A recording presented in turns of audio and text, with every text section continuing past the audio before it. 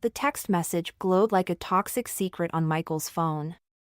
3 little dots that changed everything. Miss you already. Same time next week? I stared at those words until they burned into my retinas, my fingers hovering over the screen. Michael had left his phone on the kitchen counter, a rookie mistake for someone who'd managed to hide an affair for God knows how long. The device buzzed again, another message appearing. Last night was perfect. Better than perfect.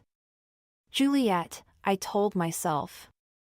Just put the phone down and walk away. But I couldn't. My hands trembled as I scrolled up, each message worse than the last. Pet names.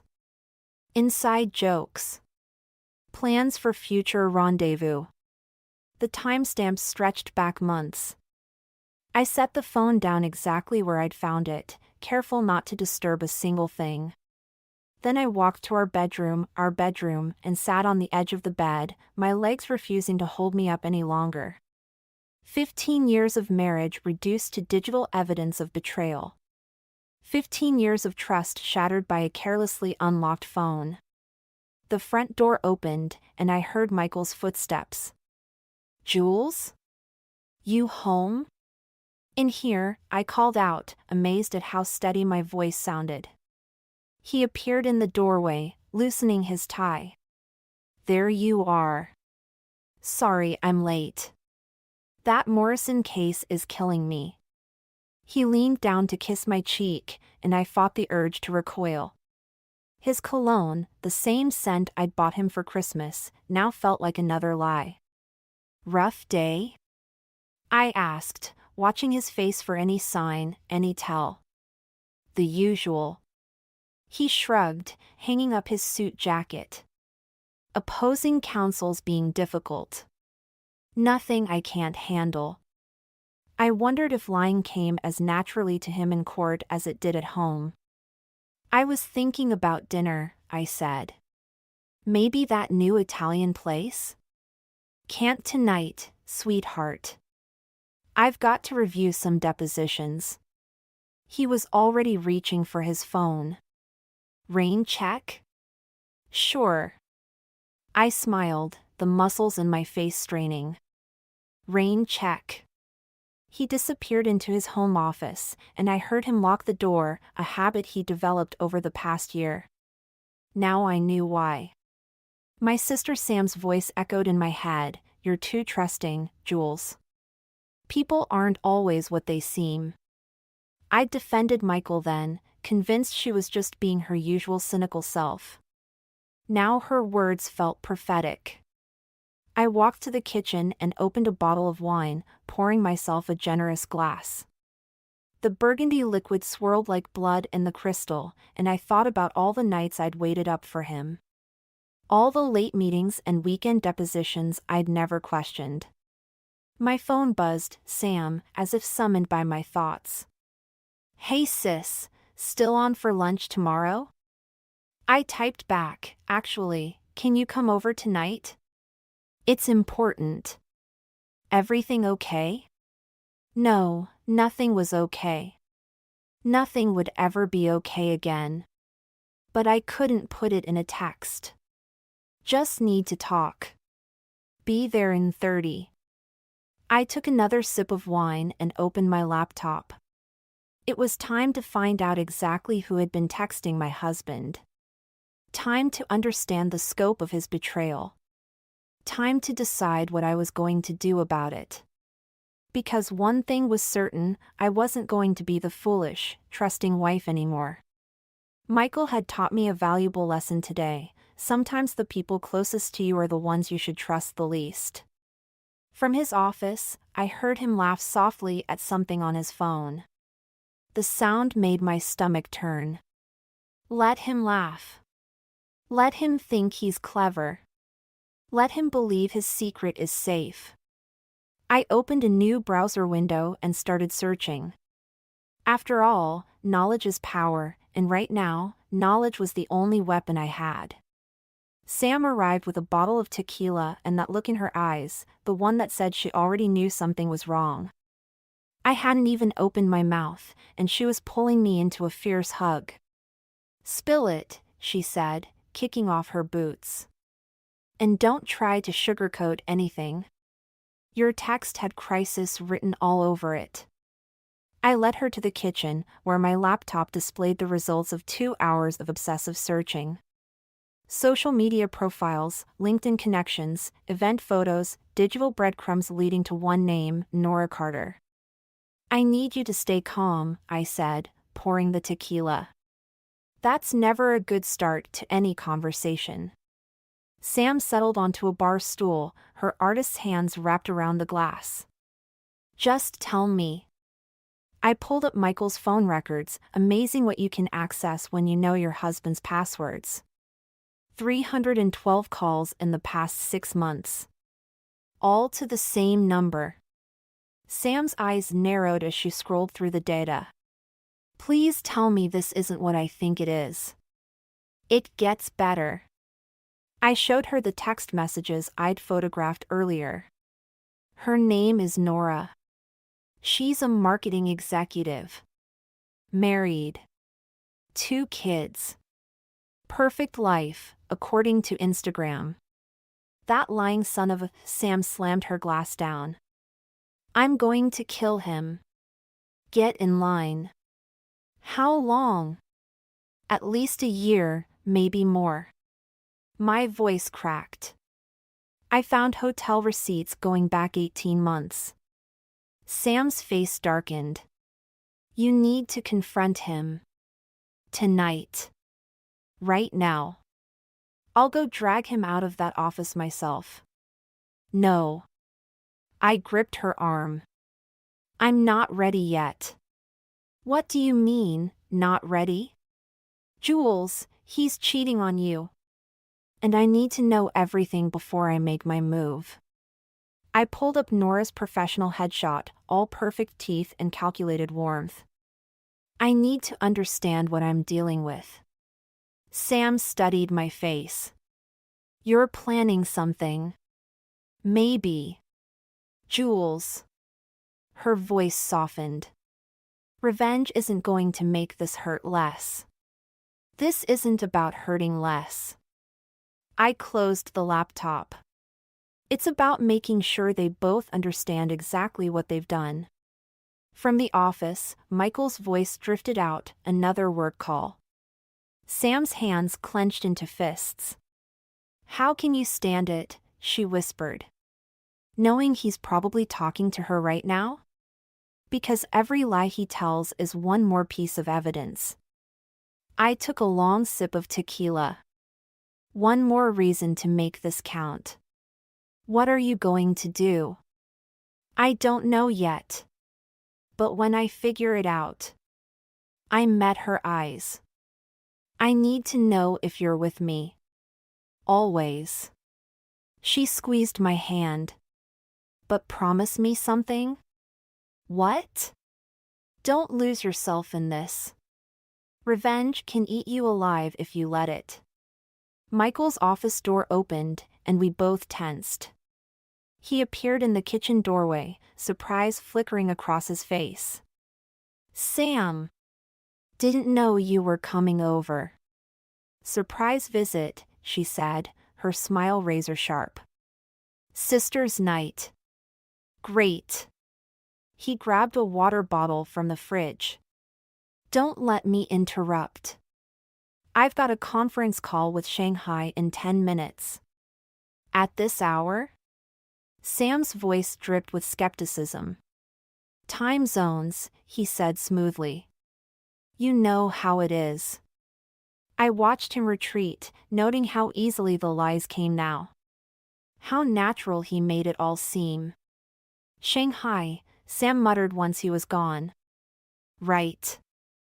I pulled out my phone and showed her one last piece of evidence, a charity gala invitation I'd found while searching. Next Saturday. Nora Carter is on the organizing committee.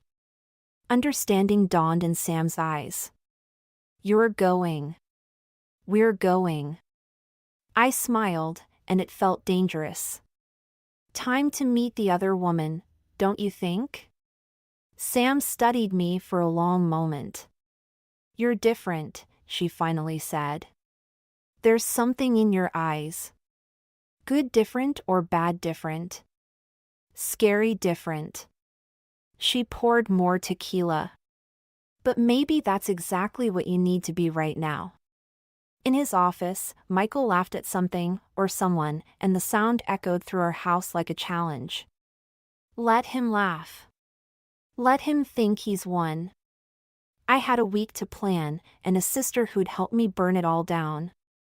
The Ritz-Carlton lobby gleamed with old money and discretion. I sat in a leather armchair, pretending to read a magazine while my heart hammered against my ribs. Michael had texted his usual lie about working late. But his calendar, synced to our shared home computer, showed a 3-hour block marked client dinner. 3 hours. The perfect amount of time for dinner, drinks, and whatever else happened in room 1542. I'd followed him here, watching him stride through these same doors 20 minutes ago. He hadn't even looked around, so confident in his routine, so sure of his security. The front desk had greeted him by name. My phone buzzed. "Sam, you okay?" "I'm here." "He's upstairs." "Want me to come?" "No. I need to do this alone." I slipped my phone away as the elevator doors opened. And there she was, Nora Carter in the flesh. Sleek black dress, designer heels, wedding ring catching the light. She moved with the easy confidence of someone who'd done this before, many times before. The magazine crinkled in my white-knuckled grip as she passed within feet of me. Her perfume lingered, something expensive and French. I wondered if her husband had bought it for her, like I'd bought Michael's cologne. My camera felt heavy in my purse. I counted to 60, then stood up. The elevator ride to the 15th floor lasted an eternity. Each floor number lit up like a countdown to destruction. The hallway was empty when I stepped out. I moved quietly, following the room numbers until I found 1542. From inside came the muffled sound of laughter, her laughter. I recognized it from the charity gala videos I'd studied online. My hands shook as I pulled out my phone and opened the camera. The "Do Not Disturb" sign mocked me from the doorknob. I stepped back, positioning myself around the corner where I could see the door but remain hidden. The wait was excruciating. Every sound made me flinch: ice machines, distant elevators, housekeeping carts. But I forced myself to stay, to witness, to document. 2 hours and 17 minutes later, the door opened. They emerged together, his hand on the small of her back. I started recording. "Next week?" she asked, adjusting her dress. "Same time." Michael kissed her, right there in the hallway. "I'll make an excuse about that Peterson case." "You're getting good at excuses." "I learned from the best." He smiled, that crooked smile that used to make my heart skip. "Give Elliot my regards." She laughed again, and I caught it all on video: the casual cruelty, the shared jokes, the easy intimacy of long-term lovers. They parted at the elevator, careful to leave separately. Professional adulterers, practicing their craft. I waited until they were both gone before sliding down the wall to sit on the hotel's plush carpet. My hands wouldn't stop shaking as I reviewed the footage. The images were clear, damning: Michael and Nora, caught in their carefully choreographed dance of deception. A housekeeper rounded the corner, pushing her cart. She paused when she saw me. "You okay, miss?"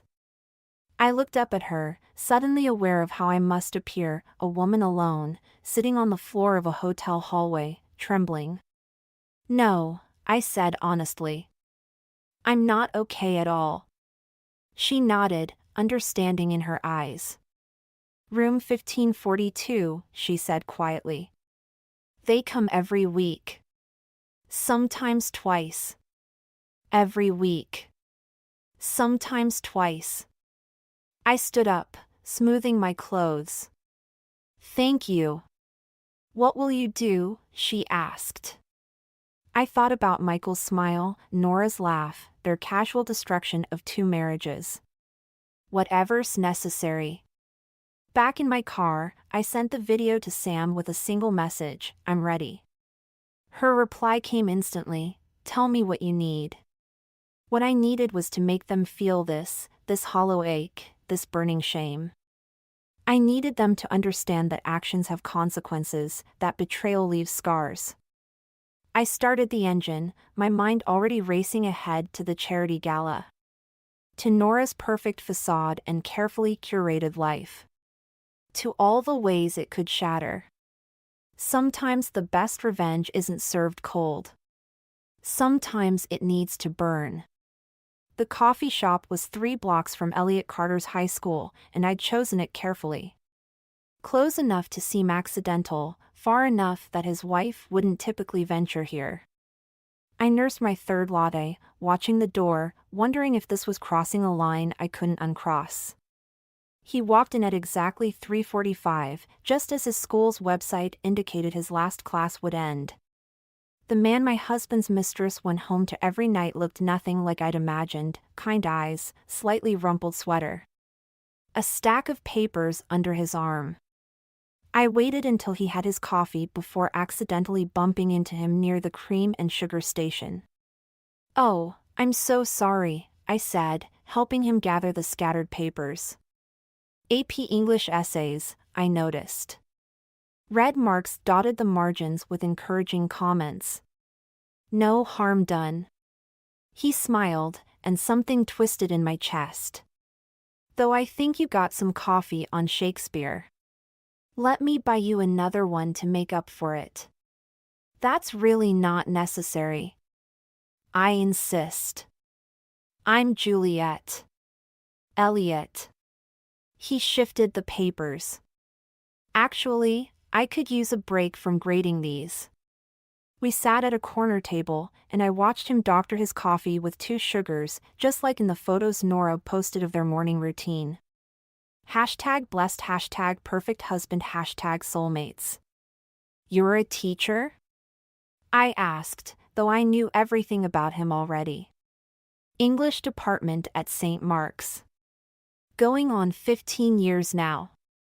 You must love it. Most days. He grinned. Though sometimes I wonder if the kids are actually reading the books or just using ChatGPT. I laughed, and it felt genuine, the first real laugh in days. Your wife must be proud of your dedication.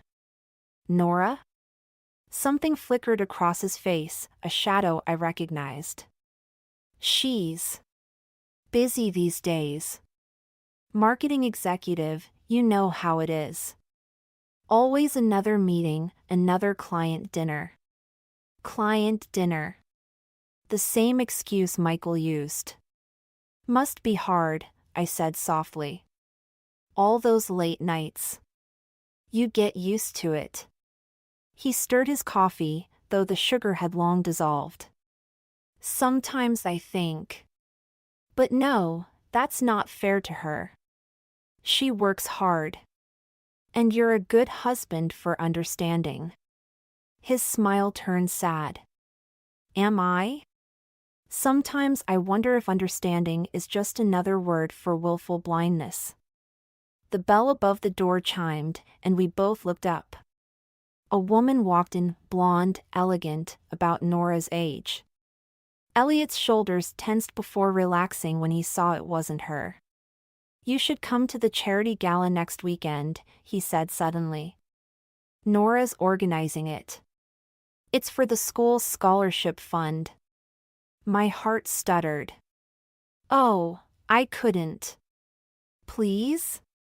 It'd be nice to have someone to talk to who actually wants to discuss books instead of networking.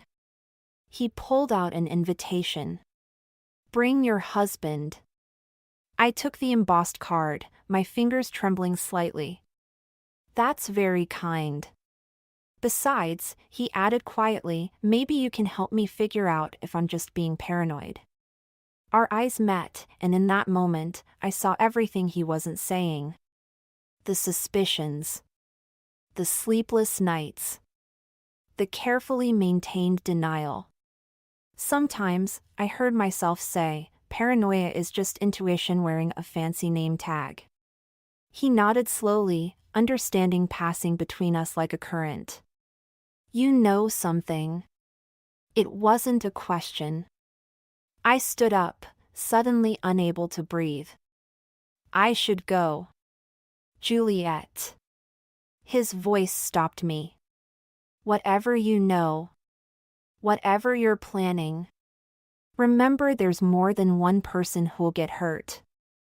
I looked back at him, this decent man with his red pen and kind eyes, marking papers and waiting up for a wife who was in another man's bed.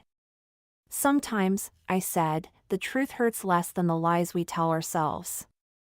I left him there, clutching his cooling coffee, the invitation burning in my purse like a loaded gun. Sam was right, revenge wasn't simple. It wasn't clean. And now I had a choice to make, protect an innocent man or burn it all down. My phone buzzed, Michael, asking what I wanted for dinner. I ignored it, staring instead at the invitation. The gala was in 3 days. 3 days to decide if justice was worth the collateral damage. 3 days to decide what kind of person I really was. The gala invitation sat on my desk like a loaded weapon while I scrolled through Nora Carter's perfectly curated life. Each photo was a masterclass in deception, family vacations, date nights with Elliot, motivational quotes about loyalty and success. The timestamp on one caught my eye, posted the same afternoon she'd been with Michael at the Ritz. My phone buzzed. Sam, you sure about this? I clicked another photo, Nora at last year's gala, champagne flute in hand, Michael barely visible in the background. How many times had they exchanged glances across crowded rooms, playing their secret game? Jules? I found something, I typed back. Come over. Sam arrived 20 minutes later, carrying Chinese takeout and concern.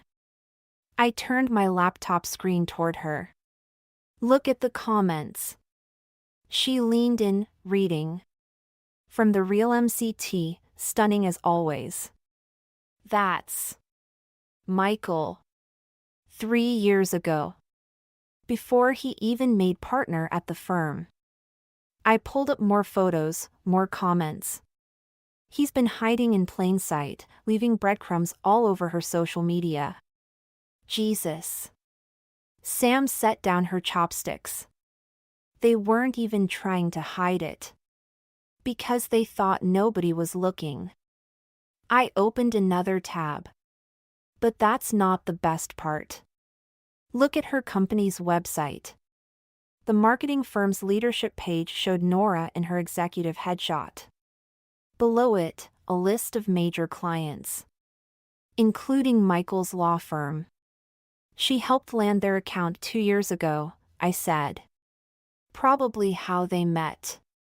So it's not just an affair, it's a potential ethics violation. Sam's eyes widened. If the firm found out, they'd both lose everything. The thought should have satisfied me. Instead, it left me cold. But so would Elliot. The teacher? Jules, you can't protect everyone. He invited me to the gala.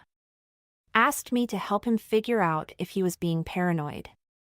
I pushed away from the desk. You should have seen his face, Sam.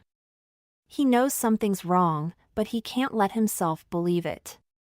Like you couldn't? The words hit like a slap. I stood up, pacing. This isn't about me. Isn't it? Sam followed me. You're obsessing over this woman's life, planning this elaborate revenge. When was the last time you actually dealt with how you feel? I feel fine. Really? Because you look like you haven't slept in days.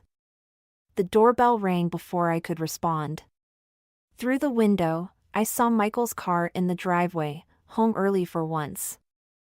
"Hide this," I hissed, closing the laptop. "Act normal." Michael walked in as Sam was gathering the takeout containers. "Ladies' night again?" "Just catching up," Sam said, her voice carefully neutral. "I was just leaving." "Stay," he said. "I brought work home, but I'd love to hear what you two are up to." The casual line made my stomach turn. I watched him head upstairs to change, wondering how many times he'd said those exact words before meeting Nora. "I can't keep doing this," I whispered once he was gone. "Pretending everything's normal while they..." "Then don't." Sam gripped my shoulders. "Confront him. Tell him what you know. Or better yet, tell Elliot. Let him be the one to blow it all up." "No." I pulled away. "The gala's in 2 days. Everyone will be there, the firm's partners, Nora's clients, their whole social circle." I picked up the invitation. "If they want to play happy couples in public, let's give them a show they'll never forget." "Jules." "I've made up my mind." Sam studied me for a long moment.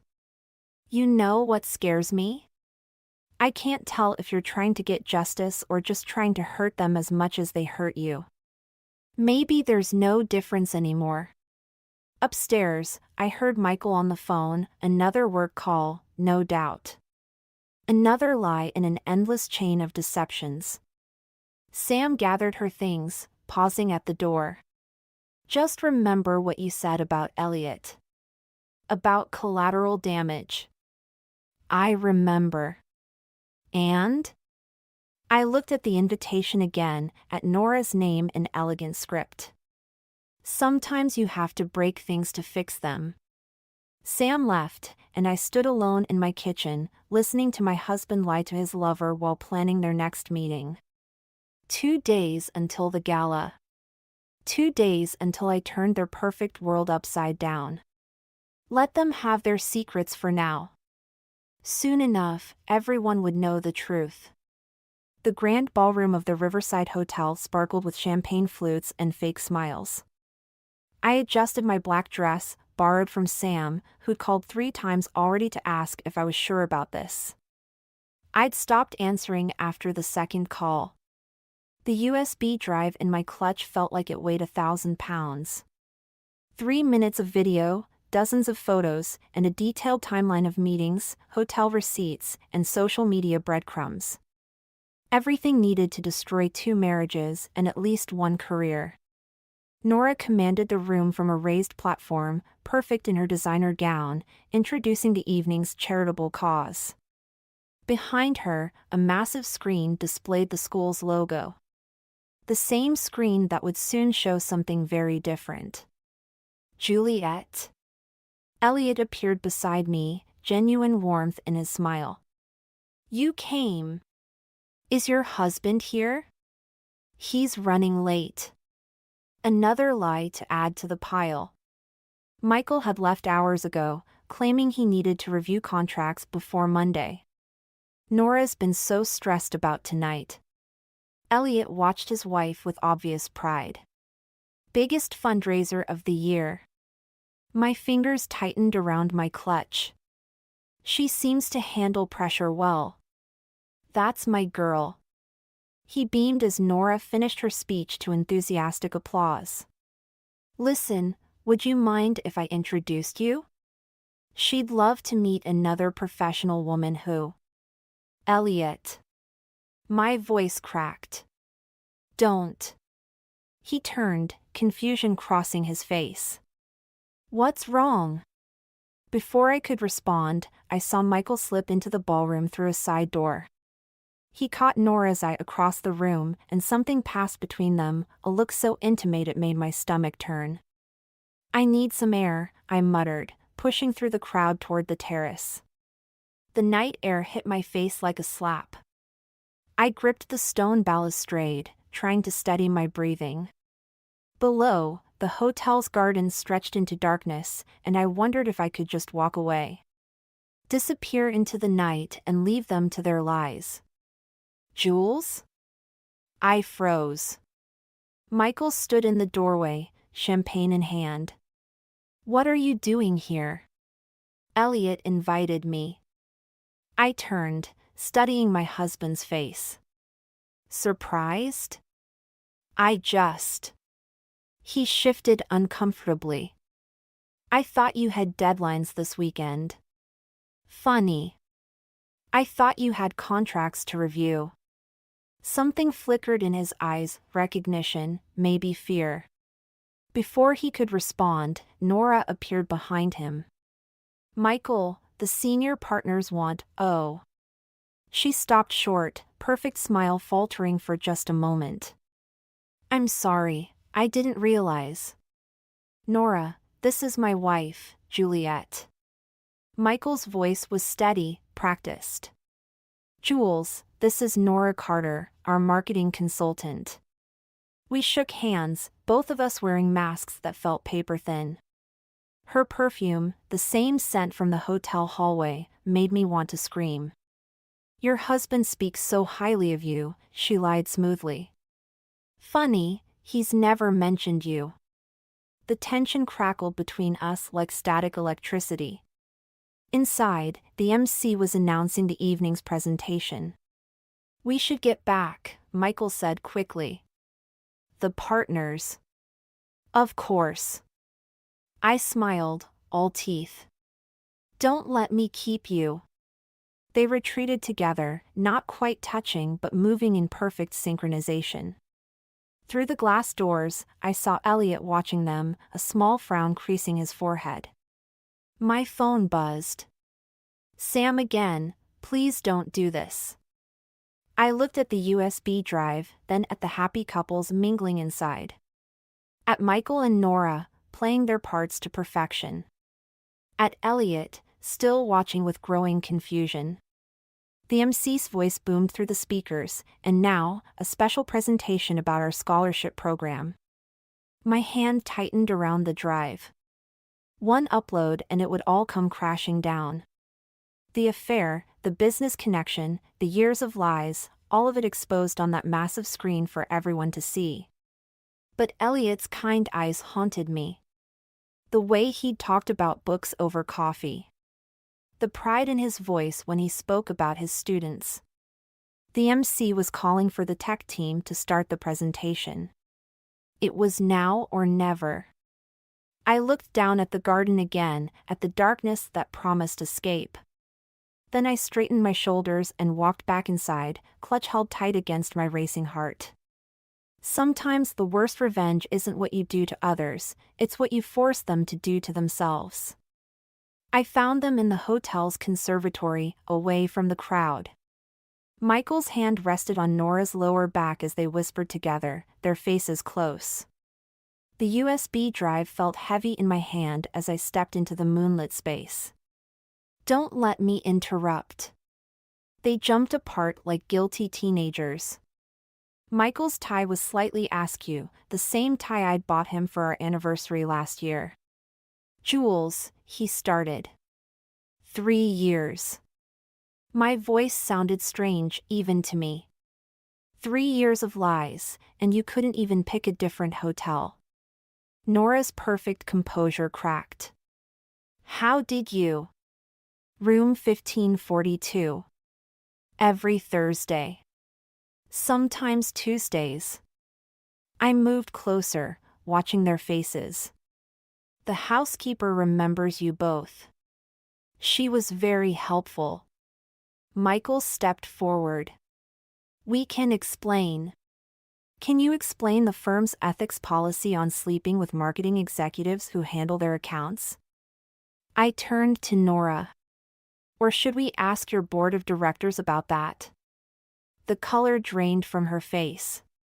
You wouldn't. I have everything. I held up the drive. The hotel receipts. The messages.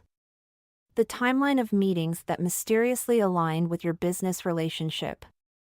One email to the right people, Anne. Stop.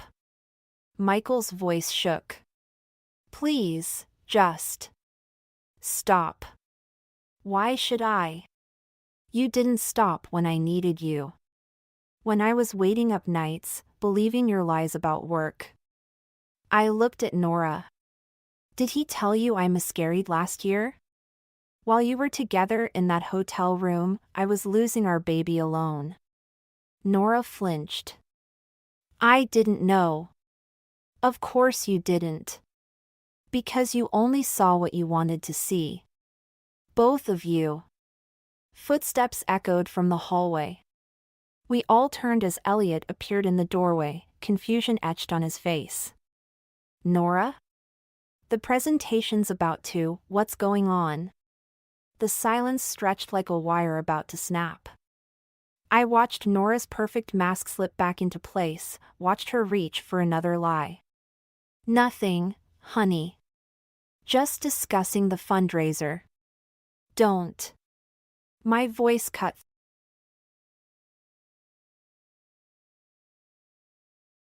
Moved between us, understanding dawning slowly. Juliet. I held out the USB drive.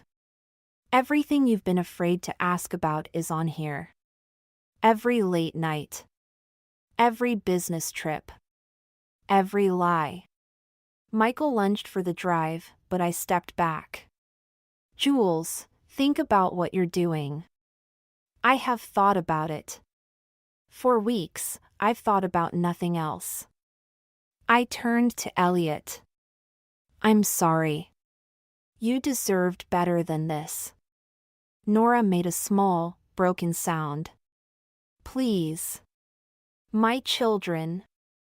Should have been reason enough to stop. I placed the drive in Elliot's trembling hand. The truth hurts less than the lies we tell ourselves. Someone wise told me that recently. Elliot stared at the drive, then at his wife. How long? Neither Michael nor Nora could meet his eyes. The answer hung in the air between us all. I'll save you the trouble of more lies. I moved toward the door. 3 years, 2 months, and 16 days. But who's counting? Jules, wait, Michael reached for me. I pulled away. Don't touch me. Don't call me. Don't try to explain. I met his eyes one last time. The divorce papers will be on your desk Monday morning. Behind me, I heard Nora begin to cry, heard Elliot's quiet, devastated questions. But I didn't look back. I walked through the ballroom, past the curious glances and whispered conversations, out into the cool night air. Sam was waiting in her car, just like she promised. One look at my face and she opened her arms. Did you do it? I collapsed into the passenger seat, suddenly exhausted. I gave the drive to Elliot. Better than showing everyone at the gala? This way. I closed my eyes. This way they have to face what they've done. No public scandal to hide behind. Just the truth, finally. Sam started the car. Where to? I thought about our house, filled with 15 years of memories and lies. About Michael's clothes in our closet, his toothbrush by our sink. Anywhere but home.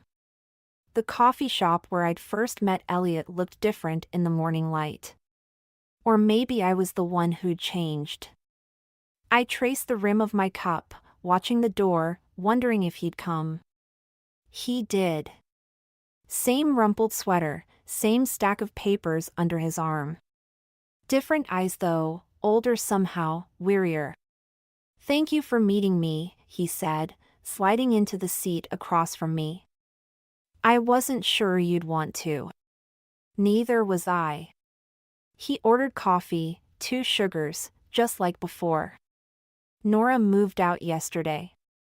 I heard. The divorce announcements had made several legal blogs. Michael's firm had quietly asked for his resignation the week before. I'm sorry about the children. They're resilient. More than we give them credit for. He pulled something from his bag, the USB drive. I watched it all. Multiple times, actually. Kept thinking maybe I'd missed something, some warning sign. We see what we want to see. Until we can't anymore. He set the drive between us like a boundary marker. The funny thing is, I'd convinced myself I was paranoid. That I was imagining things. Then you walked into this coffee shop. I never meant to. Yes, you did. His voice was gentle but firm. You knew exactly what you were doing.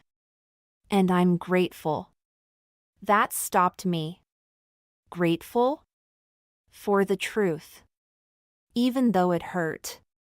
Even though it destroyed everything I thought I knew. He smiled sadly. Sometimes destruction is necessary for rebuilding. The barista called out another order, and we both jumped slightly. The normal world felt strange now, after everything. I got a job offer, I said. Design firm in Chicago. Fresh start. You'll take it? I think so. I looked around the coffee shop, at all the lives intersecting and diverging. There's nothing holding me here anymore. Except Sam. She's threatening to follow me. I smiled despite myself. Says she needs new inspiration for her art anyway.